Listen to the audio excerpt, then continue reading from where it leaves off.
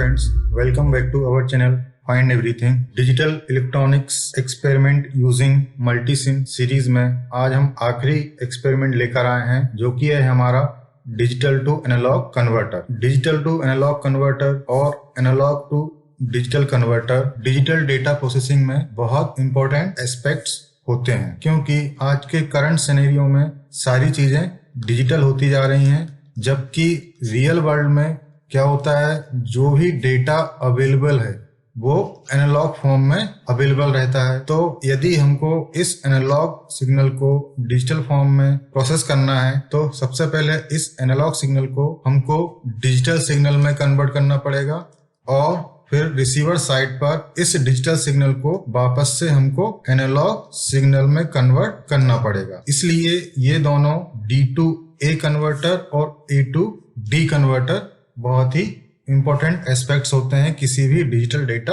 Processing में। तो आज हम यहाँ पर देखेंगे डिजिटल टू एनालॉग कन्वर्जन, मतलब किसी सर्किट में हम कोई डिजिटल डेटा देंगे और उसको इक्विवेलेंट एनालॉग इंफॉर्मेशन में हम कन्वर्ट करेंगे। तो इसमें हम क्या करते हैं, जो भी हमारा कन्वर्टर रहता है उस पर हम कोई भी डिजिटल कोड इनपुट पर देते हैं, जैसे कि कोई बाइनरी नंबर हो गया या BCD नंबर हो गया, और इस डिजिटल डेटा को हम एनालॉग वोल्टेज या करंट में कन्वर्ट करते हैं। तो ये काम होता है डिजिटल टू एनालॉग कन्वर्टर का। अब डिजिटल टू एनालॉग कन्वर्टर में हम सबसे पहले देखेंगे बाइनरी वेटेड DAC। अब इसमें क्या होता है, इसमें हम एक ओपन सर्किट यूज करते हैं और ये 4 रेसिस्टर हम यहाँ पर यूज करते हैं, जिन पर हम ये इनपुट सिग्नल प्रोवाइड कराते हैं, A, B, C और D।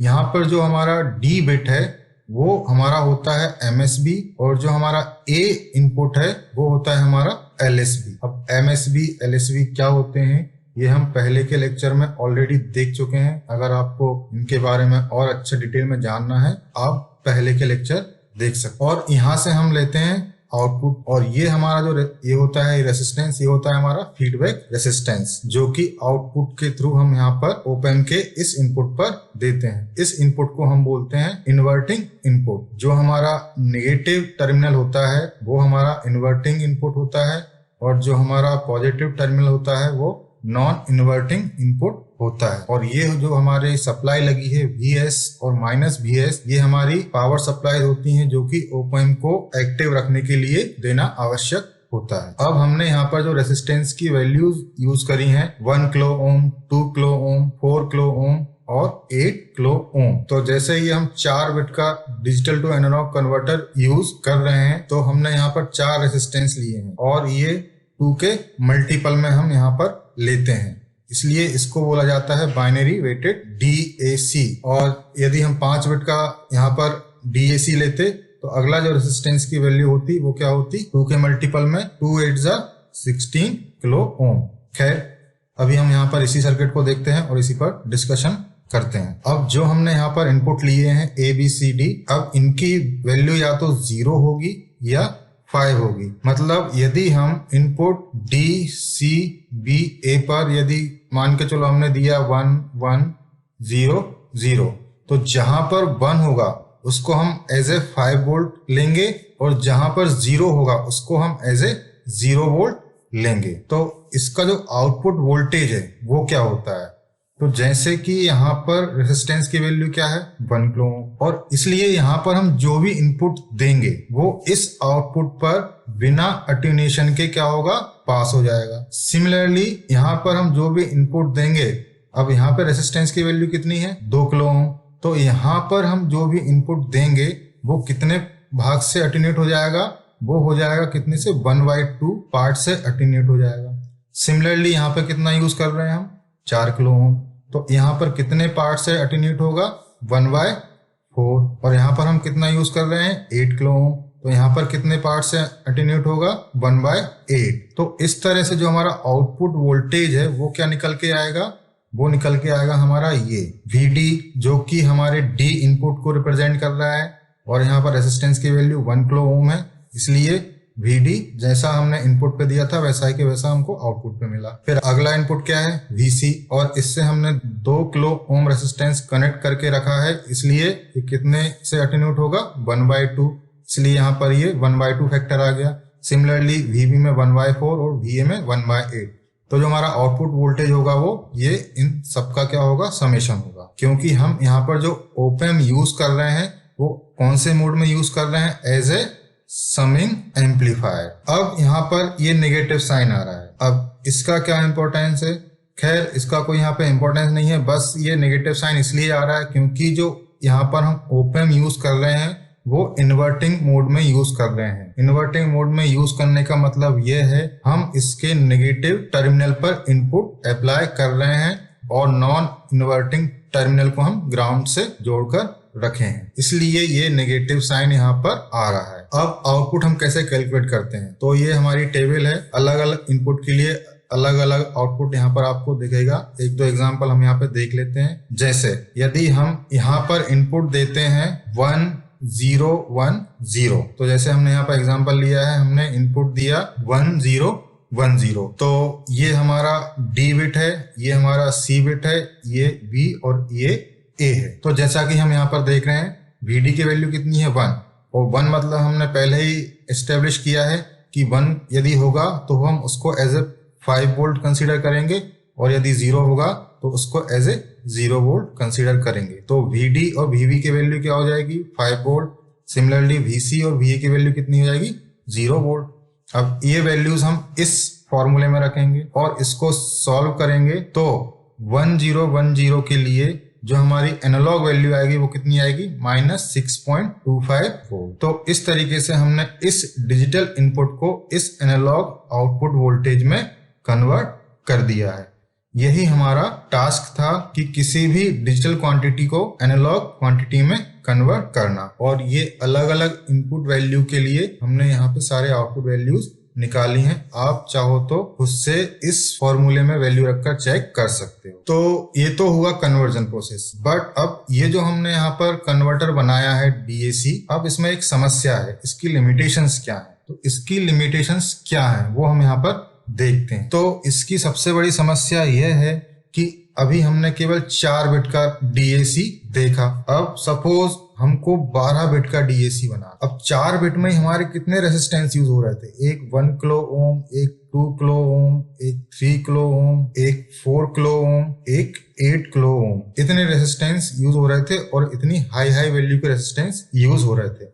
यदि हम 12 बिट का DAC बनाएंगे तो ये वैल्यू कहां से कहां तक जाएगी, ये वैल्यू जाएगी 1 किलो ओम से लेके 2 मेगा ओम तक, जो कि प्रैक्टिकली फिजिबल नहीं है, क्योंकि करंट में हम जो IC फैब्रिकेशन टेक्नोलॉजी यूज करते हैं वहां पर इतनी हाई वैल्यू का रेजिस्टेंस मेंटेन करना काफी डिफिकल्ट हो जाता है। इसलिए हमको ऐसा सर्किट यूज करना चाहिए जो कि ऐसे रेजिस्टेंस यूज करे जिनकी वैल्यू आपस में बहुत क्लोज हो। इसी लिमिटेशंस को ओवरकम करने के लिए हमने एक नया DAC बनाया, DAC सर्किट बनाया, जिसे हम बोलते हैं R2R लैडर नेटवर्क। इसमें क्या होता है, हम जो रेजिस्टेंस यूज करते हैं वो 2:1 के रेशो में यूज करते हैं। मतलब यदि एक रेजिस्टेंस की वैल्यू R होगी तो दूसरे रेजिस्टेंस की वैल्यू क्या होगी, 2R।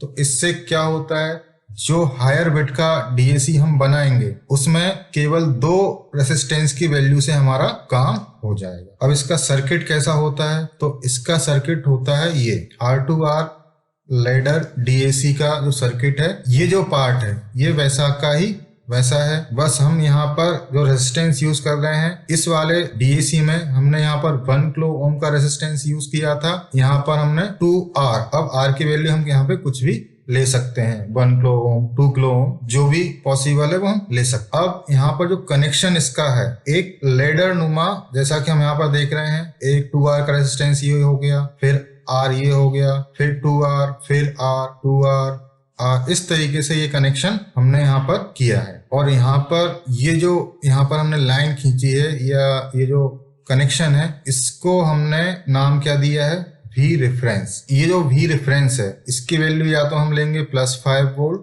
या -5 वोल्ट। और ये जो हमारे इनपुट हैं V0, B1, B2, B3, और ये जो B3 है ये हमारा यहाँ पे MSB है। मतलब यहाँ पर जो पास में कनेक्ट होगा वो हमारा कौन सा होगा, MSB बिट होगा, और जो दूर कनेक्ट होगा वो हमारा कौन सा बिट होगा, LSB, लीस्ट सिग्निफिकेंट बिट। अब यहाँ पे जो आउटपुट वोल्टेज कैसे निकालेंगे, तो आउटपुट वोल्टेज निकालने के लिए हमारा जो रिलेशन है वो ये है, V reference by 8 into B। Again यहाँ पर नेगेटिव साइन आया है, नेगेटिव साइन इसलिए आया है, पहले ही बता चुके हैं कि यहाँ पर जो हम ओपैम यूज कर रहे हैं वो इन्वर्टिंग मोड में यूज कर रहे हैं, इसलिए यहाँ पर ये नेगेटिव साइन आता है। तो अब यहाँ पर हम कैलकुलेट कैसे करते हैं, जैसे मान के चलो हमने V रेफरेंस ले लिया 5 वोल्ट, ठीक है, इसमें वैल्यू रखेंगे, ये हमने रख दी 5 डिवाइड बाई 8, और इनपुट मान के चलो हमने ले लिया कितना, 1000, ठीक है, और 100 का एनालॉग इक्विवेलेंट कितना होता है, 8, तो इंटू 8 कर देंगे, 8 से 8 कट जाएगा, बचेगा कितना, -5 वोल्ट। और जैसा कि हम यहाँ टेबल में देख पा रहे हैं कितनी वैल्यू आ रही है इस इनपुट के लिए, -5। तो इस तरीके से हम कोई भी किसी भी डिजिटल इनपुट के लिए उस डिजिटल इनपुट को एनालॉग वोल्टेज में कन्वर्ट कर सकते हैं। तो इस तरीके से ये हमारा R2R लैडर नेटवर्क काम करता है। अब इसमें आपको कोई भी डाउट हो तो आप कमेंट सेक्शन में मुझसे पूछ सकते हैं। अब हमने यहाँ पर जो 2 सर्किट देखे, अब इन्हीं सर्किट को हम मल्टीसिम में इंप्लीमेंट करेंगे और इस टेबल को वेरीफाई करेंगे कि थियोरेटिकली जो हमने यहाँ पर देखा वो प्रैक्टिकली भी वही वैल्यूज आ रही हैं या नहीं आ रही हैं। आइए अब इसको हम मल्टीसिम में देखते हैं। तो सबसे पहले हम इस सर्किट को देखते हैं, बाइनरी वेटेड DAC को। तो सबसे पहले हमको एक ओपैम्प लगेगा, तो हम कहाँ पे जाएंगे, यहाँ पे जाएंगे, तो यहाँ पे हम किसी भी उस पर कनेक्ट करके यहाँ पे हम ऑल ग्रुप्स कर देंगे और यहाँ पे हम लिख देंगे 741। ये हमारा 741 ओपैम्प, यहाँ पर हमारा 741 ओपैम्प आ गया है, उसको यहाँ पर प्लेस कर देंगे। फिर हमको लगेंगे 5 रेसिस्टेंस, तो 5 रेसिस्टेंस की वैल्यू लेने के लिए हम यहाँ पे जाएंगे रेसिस्टर में और 5 रेसिस्टेंस यहाँ पर हम प्लेस कर देंगे।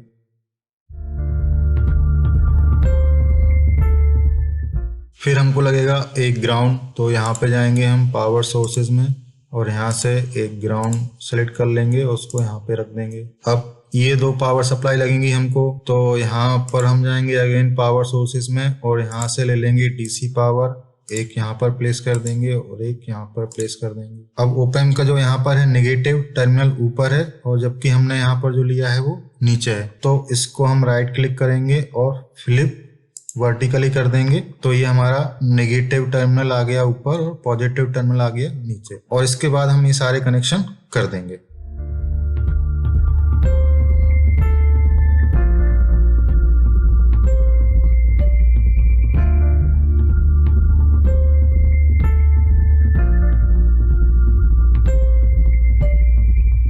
अब हमने ये कनेक्शन कर दिए हैं, तो ये जो पावर सप्लाई का एक टर्मिनल यहाँ पर छूट रहा है, एक यहाँ पर छूट रहा है, तो इसको भी हमको ग्राउंड करना पड़ेगा। तो फिर से 2 ग्राउंड ले लेते हैं और इनको कनेक्ट कर देते हैं। अब यहाँ पर जो वैल्यूज यूज करी हैं वो हम यहाँ पर रख देते हैं।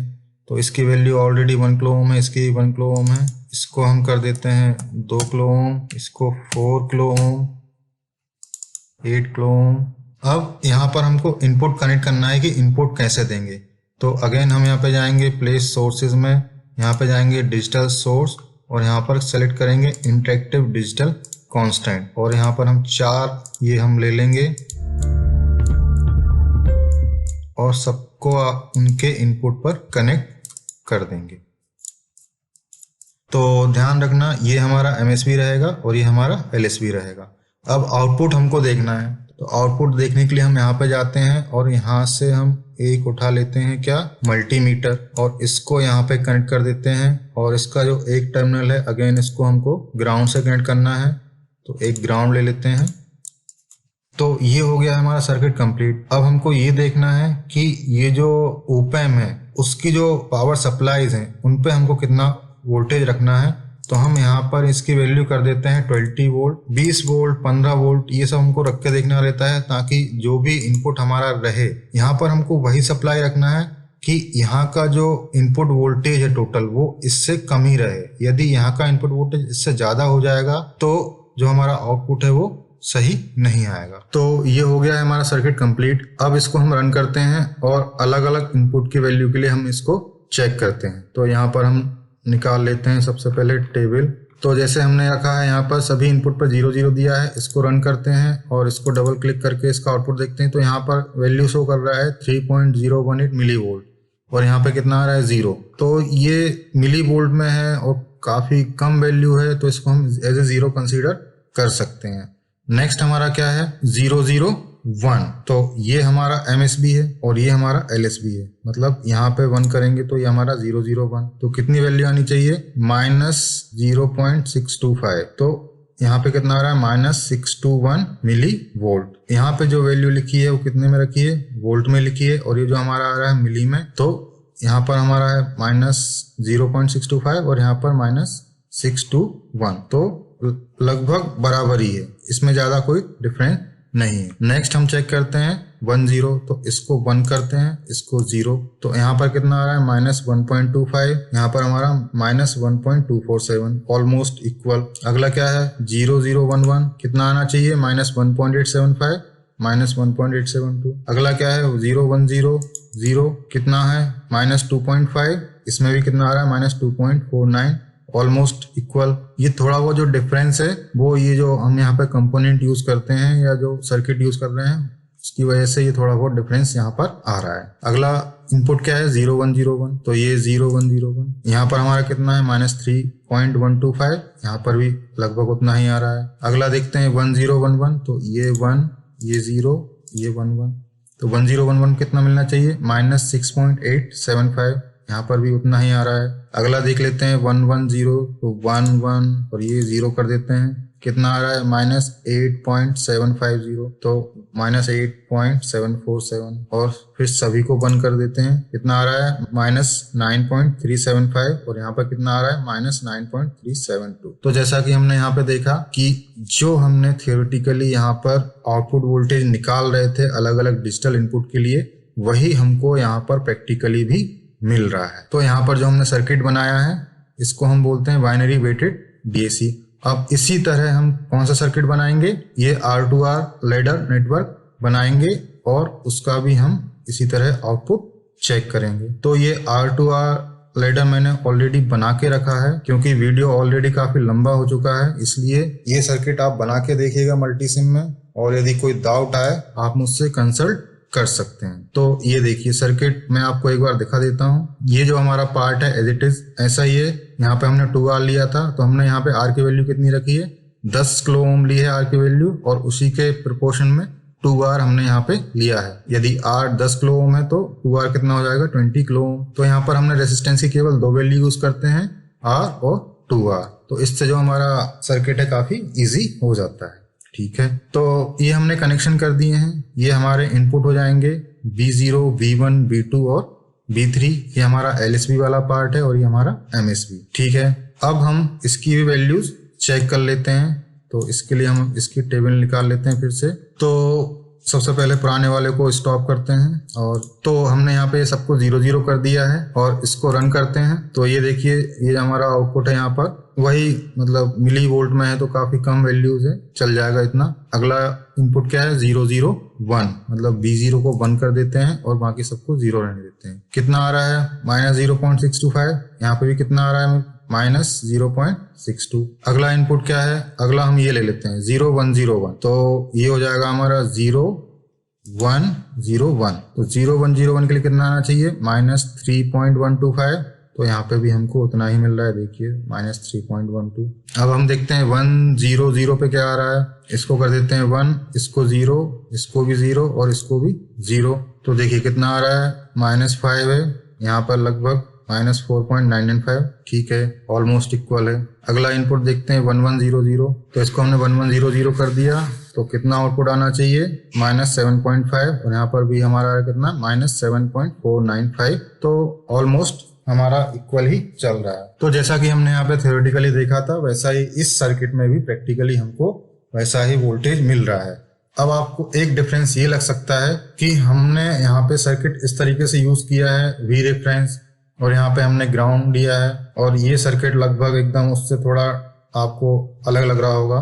तो ऐसा कुछ नहीं है, हमने यहाँ पर बस V रेफरेंस की जगह यहाँ पर ये इंटरेक्टिव डिजिटल कांस्टेंट यूज कर लिए हैं, तो हम वैसा सर्किट भी बना सकते हैं, वैसा सर्किट भी हमने बनाया है। तो ये देखिए हमने ये सर्किट बनाया है वैसा बिल्कुल एज इट इज। ये हमने वी रेफरेंस लिया है यहाँ पे +5 वोल्ट और ये ग्राउंड है, तो ये हमने एक ग्राउंड वाली लाइन बना दी है। तो जब भी हमको इन इनपुट पर हमको 1 देना होगा तो हम इसको इस 5 वोल्ट वाली लाइन से कनेक्ट कर देंगे, और जब 0 देना होगा तो इस ग्राउंड वाली लाइन से कनेक्ट कर देंगे।